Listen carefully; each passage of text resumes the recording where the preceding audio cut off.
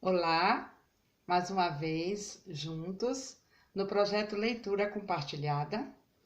O livro é o Quinto Evangelho, a Mensagem do Cristo segundo Tomé, com notas e interpretação de Humberto Roden. Meu nome é Beta Santos. Você encontra o projeto nas redes sociais, no Facebook, no Instagram e no YouTube, com o nome Beta Santos, Projeto Leitura Compartilhada. É sempre uma alegria estar aqui com vocês todos os dias e voltar a ler e receber essas mensagens maravilhosas, esses ensinamentos do Mestre Jesus. Então, hoje nós estamos na 20ª parte, no 20º vídeo, e vamos passar para a 29ª questão. 28ª, me perdoe. Vamos lá ao que o Cristo vem nos ensinar no dia de hoje, nessa sexta-feira maravilhosa, aqui em Mucugê de muito sol, aqui na Chapada de muita luz e muitas águas. Espero que vocês também estejam vivenciando um dia frutífero, positivo, de muitos ensinamentos. Vamos lá. 28ª sentença de Jesus. E disse Jesus: eu estava no meio do mundo e me revelei a ele corporalmente. Encontrei todos ébrios e não encontrei nenhum deles sedento. E minha alma sofria dores pelos filhos dos homens, porque eles são cegos no seu coração e nada enxergam. Assim como entraram no mundo vazios, querem sair do mundo vazios. Agora estão bêbados e só se converterão se abandonarem o seu vinho. Estes são os ensinamentos, é a sentença, foi a frase, foi o ensinamento, foram as frases de Jesus transcrita por Tomé e que viemos analisar, viemos degustar no dia de hoje. E Humberto Roden vem com a tradução e interpretação desse dizer. Vamos lá? Nos diz Humberto Roden: o homem profano vive numa permanente embriaguez das coisas do ego material, mental, emocional. E por isso não tem sede das coisas espirituais do eu. Eu aqui com letra maiúscula. Já falamos sobre esse eu superior. São cegos para a verdade, porque só enxergam as ilusões. Todo homem entra nesse mundo sem nada, mas não deve sair do mundo sem nada. A razão de ser da nossa encarnação terrestre é adquirirmos algo que não nos foi dado. Creamo-nos mais do que Deus nos criou. De Deus recebemos a nossa alma como carta branca, mas não lhe podemos devolver como carta branca.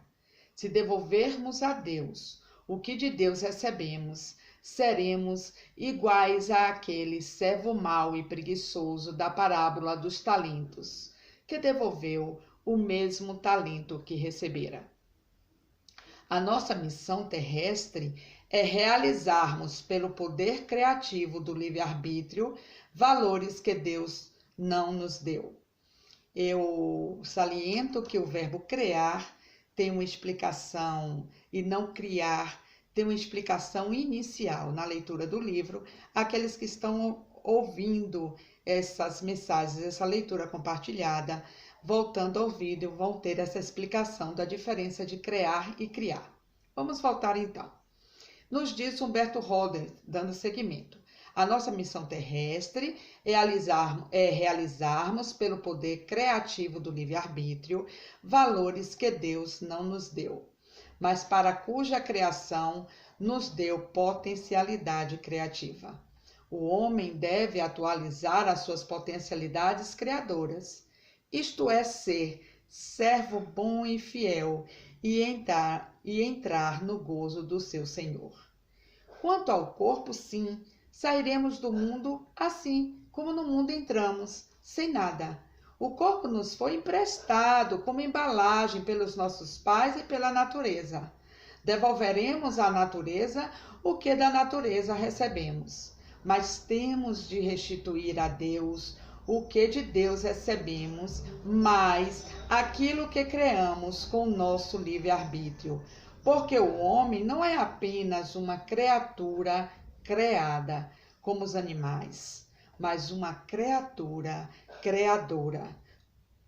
Quem pode, deve, e quem pode, deve e não faz, cria débito, e todo débito gera sofrimento.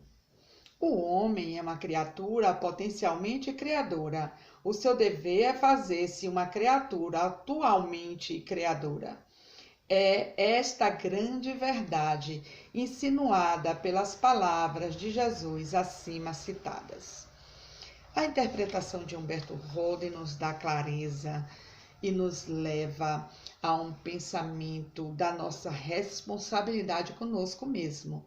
Não está fora, a salvação não está fora de nós. A salvação encontra-se dentro de nós. Então não percamos tempo em dizer que aquilo ou aquele fato nos piorou, nos incentivando emoções e sentimentos terrenos, e nem aquilo ou aquele nos melhorou. Deus está o tempo todo nos oferecendo todo o ensinamento necessário, mas você precisa no livre-arbítrio querer aprender. Vamos à 29ª. Jesus disse: se a carne foi feita por causa do Espírito, é isto maravilhoso. Mas se o Espírito foi feito por causa do corpo, é isto a maravilha das maravilhas. Eu, porém, estou maravilhado diante do seguinte, diz Jesus o Cristo.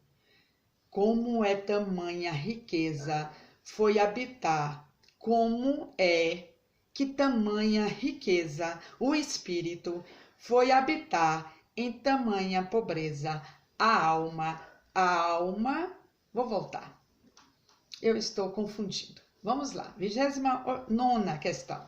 Jesus disse: se a carne foi feita por causa do Espírito, isto é maravilhoso. Mas se o Espírito foi feito por causa do corpo, é isto a maravilha das maravilhas.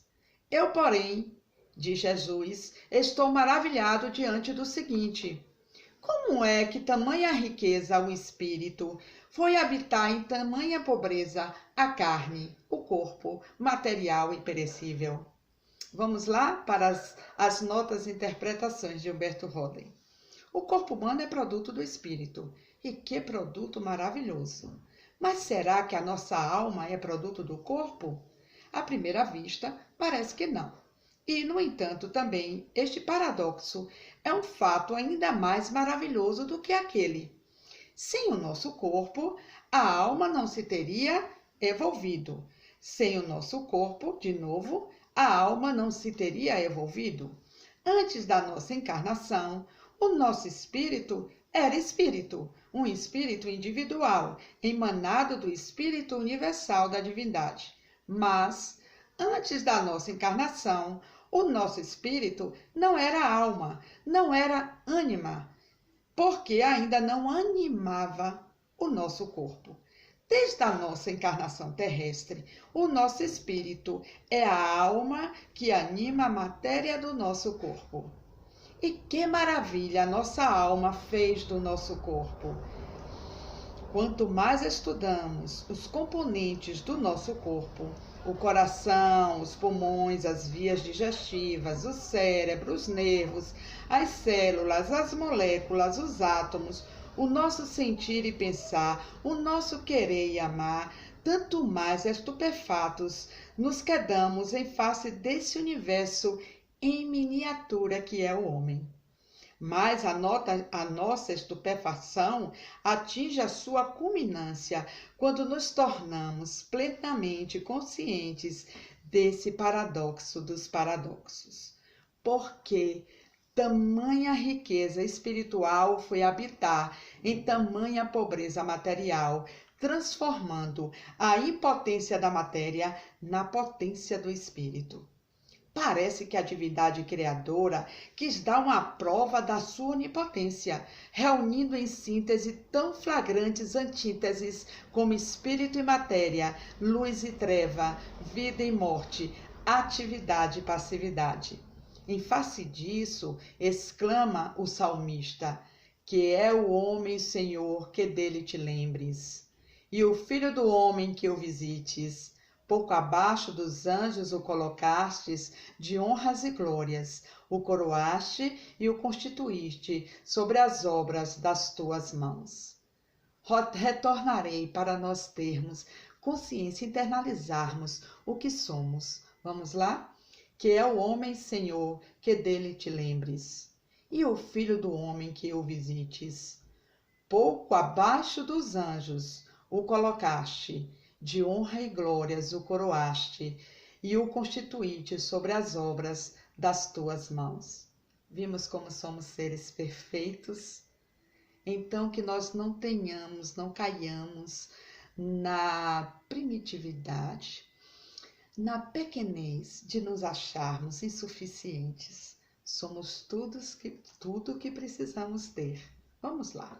E Paulo de Tarso afirma que o corpo humano é o templo do Espírito Santo, habitáculo da própria divindade.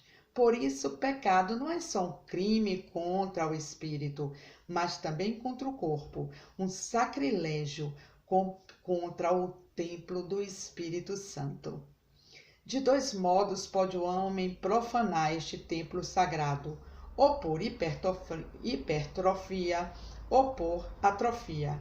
Quem cuida somente do corpo e negligencia a alma, comete profanação. Quem maltrata o seu corpo sob pretexto de cuidar da alma, também profana o templo de Deus que habita em nós.